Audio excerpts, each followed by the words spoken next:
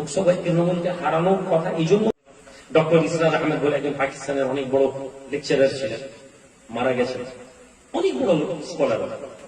এই যুবক সারাদিন মোবাইলে টিকটক দিত না, সারাদিনে মোবাইলে কি বলে পাবজি গেম খেলো না। কখনো কখনো বড় বড় ইসলামিক স্কলার, ওদেরকে দেখো যারা ইসলাম প্রতিষ্ঠিত করছে, ওদের কথা শুনো না যারা দলের হয়ে আওয়াজ করে।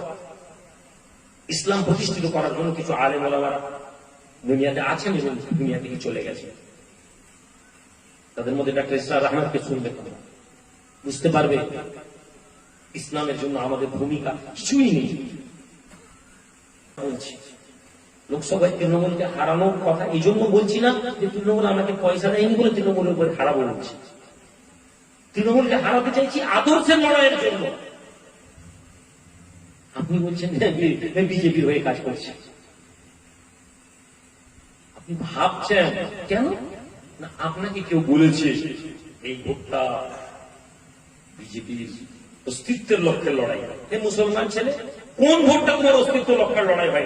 গত বিধানসভাও তোমার অস্তিত্ব লক্ষ্যের লড়াই ছিল, গত পঞ্চায়েতেও তোমাকে বলছে বিজেপি এসে যাবে মুসলমানরা ভোটে দাঁড়ালে, এই লোকসভা তো বলছে মুসলমানদের ভোট কেটে গেলে মুসলমানদের বিপদ হয়ে যাবে, আগামী বিধানসভাতে একই কথা বলবে, সারা জীবন তুমি এই কথা শুনবে। তোমার সমাজ থেকে কোন ইমাম সাহেব যদি বলে ভাই আমাদেরকে আমাদের ভোটটা দিতে হবে, তখন তোমাকে বলছে ইমাম সাহেব বিজেপির টাকা খেয়ে দিয়েছে, আইমা বিজেপির টাকা খেয়ে দিয়েছে। আমি রুহুল আমিন বিজেপি এসে যাতে এমন কোনো কাজ করব না, আমি অতীতও করিনি, এখনো করবো না। আমার দ্বারা বিজেপি তো আসবে, সেটা তো সময় বলে দেবে, কিন্তু আমি রুহুল আমিন করবো না। আমি তো দায়িত্ব নিচ্ছি। তুমি তৃণমূলের নেতা হলদিয়াতে দাঁড়িয়ে বুকে চ্যালেঞ্জ করে বলো, তৃণমূলের নেতা লিখে দিক, আমাদের মুখ্যমন্ত্রী লিখে দিক, আমাদের যুবরাজ লিখে দিক যে আমি দায়িত্ব নিচ্ছি, লোকসভায় আমরা মুসলমানরা ভোট দিয়ে জিতাবে, আইমা বিজেপির টাকা খেয়ে দিয়েছে। আমি রুহুল আমিন বিজেপি এসে যাতে এমন কোনো কাজ করব না, আমি অতীতও করিনি, এখনো করবো না। আমার দ্বারা বিজেপি তো আসবে, সেটা তো সময় বলে দেবে, কিন্তু আমি রুহুল আমিন করবো না। আমি তো দায়িত্ব নিচ্ছি। তুমি তৃণমূলের নেতা হলদিয়াতে দাঁড়িয়ে বুকে চ্যালেঞ্জ করে বলো, তৃণমূলের নেতা লিখে দিক, আমাদের মুখ্যমন্ত্রী লিখে দিক, আমাদের যুবরাজ লিখে দিক যে আমি দায়িত্ব নিচ্ছি, লোকসভায় আমরা মুসলমানরা ভোট দিয়ে জিতাবে একটা নেতা, সে বিজেপিতে যাবে না। এর গ্যারান্টি দিতে পারবো না? এই জোরে বলে নিতে পারবে? আপনি ভাববেন না ধর্মের জায়গায় রাজনীতির কথা বলছি, এটাই রাজনীতি করার সবচেয়ে বড় জায়গা। আপনি ধর্ম আর রাজনীতিকে আলাদা করে দিয়েছেন, আপনি অপমানিত। আপনি ব্যবসা নীতি আর ধর্মনীতিকে আলাদা করে দিয়েছেন, আপনি লসের মধ্যে কাজ করেন।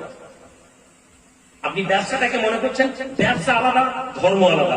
ইসলাম আপনাকে উদখুলু ফিস-সিলমি কাফা, ধর্ম, ব্যবসা, রাজনীতি সব এক জায়গায়। ইসলামকে পুরো সেপারেট করতে পারবেন না। যে মুসলমান বলবে ধর্ম আলাদা, রাজনীতি আলাদা, সে মুসলমানই না। যে মুসলমান বলবে ব্যবসার জায়গা আলাদা, ধর্মের জায়গা আলাদা, সে মুসলমানই না। আমি অপমানিত, আমি ওয়াজ শুনে ঘরে চলে যাই আর মনে করি যে আল্লাহ আমাকে জান্নাত দিয়ে দিবে। সম্মানিত হাজিরিন, জাগতে হবে। আমি জানি আমি আপনাদেরকে জাগাতে পারবো কি পারবো না আমি জানি না, কিন্তু বিশ্বাস করুন নবী আল্লাহ বলেছেন, হে নবী ইয়া আইয়ুহার রাসূল বাল্লিগ মা উনজিলা ইলাইক, আপনাকে যা দেওয়া হয়েছে আপনি পৌঁছে দিন। নবীজি হতাশ হয়ে যাচ্ছে, কেউ নবীর কথা শুনেনি। ইসলামী ইতিহাস পড়ুন, প্রথম মক্কার জীবনে ইসলামের দায়রা থেকে আসেনি অল্প কয়েকটা গুটি কয়েক মুসলমান। নবী দাওয়াত দিতে দিতে দিতে দিতে ফেড আপ হয়ে গেছেন, মন খারাপ করে নিয়ে বসে আছে। আল্লাহ তোমার রাস্তায় মানুষকে ডাকছি, কেউ আমার কথা শুনছে না। গুটি কয়েক লোক আল্লাহ নবীর প্রতি মানে লোক নেই, নবী অসহায় হয়ে গেছেন। আল্লাহ পাক নবীকে তানবীহ করছেন, হে নবী কেউ ঈমান আনেনি বলে কি আপনি মরে যাবেন নাকি নিজেকে নিজে? কোরআনে আল্লাহ বলেননি ইন্নাকা লা তাহদি মান আহবাবতা ওয়ালাকিন আল্লাহ ইয়াহদি মান ইয়াশা। হে নবী আপনি যাকে চাইবেন তাকে হেদায়েত করতে পারবেন না, আল্লাহ যাকে চাইবেন হেদায়েত করবেন। হেদায়েত তো আল্লাহর হাতে। সুতরাং আমি আপনাদেরকে ওয়াজ করে হেদায়েত করতে পারবো না, তবে নিশ্চিত থাকুন আমি এই দাওয়াত দিব।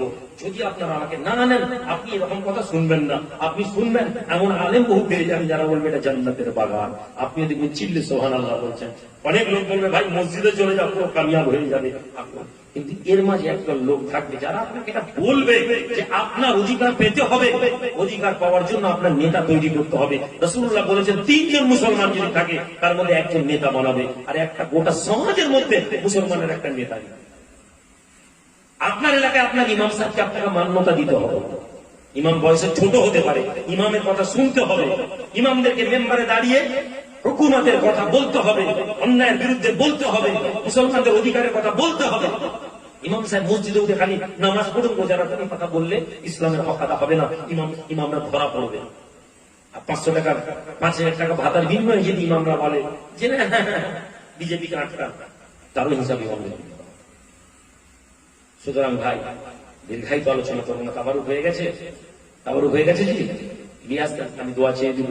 সুতরাং ইমানের আলোয় নিয়ে আসুন, অন্তরের মধ্যে জজবাত নিয়ে আসুন যে আমার দুনিয়ার জমিন আমাকে কিছু করতে হবে।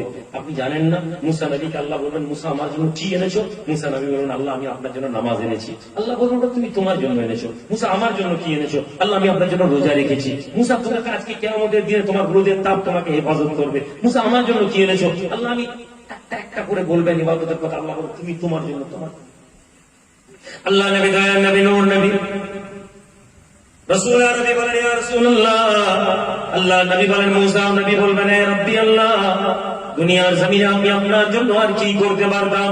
আমার নামাজ, আমার রোজা, আমার ইবাদত আপনার জন্য করেছিলাম। আল্লাহ বলবেন না হে মুসা, এই নামাজ, এই রোজা, এই ইবাদত তুমি তোমার জন্য করেছিলে। আমি আল্লাহ আমার জন্য কি দুনিয়ার জমিনে তুমি কোনো মানুষকে পানি খাইয়েছিলে? আমি আল্লাহ আমার জন্য কি দুনিয়ার জমিনে কোনো মানুষকে কাপড় পরিয়েছিলে? আমি আল্লাহ আমার জন্য কি দুনিয়ার মানুষকে কোনো ক্ষুধার্তকে তার পেটের মধ্যে খাবার খাইয়েছিলে? মানুষের জন্য কিছু করেছিলে মুসা? নবী মুসাকে আল্লাহ বলবেন, আর আপনি বলছেন আমি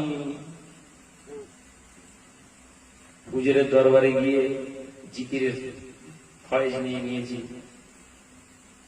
সমাজের মধ্যে মসজিদের পাশে যুবক ছেলেরা কি খাচ্ছে? গাঁজা খাচ্ছে, নেশা করছে।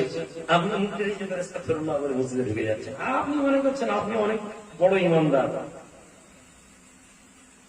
আপনার নবী দুনিয়ার জমিনে এসে অন্যায়কে প্রতিহত করেছেন। নবী বলেছেন ইমানদার ওই ব্যক্তি অন্যায় দেখতে হাত দিয়ে আটকাবে, হাত দিয়ে পারেনি মুখ দিয়ে প্রতিহত। ছেলেরা তোরা এখানে কি খাচ্ছিস?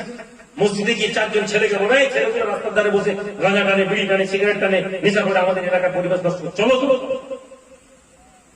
অন্তত পক্ষে মনে মনে ঘৃণা করবেন।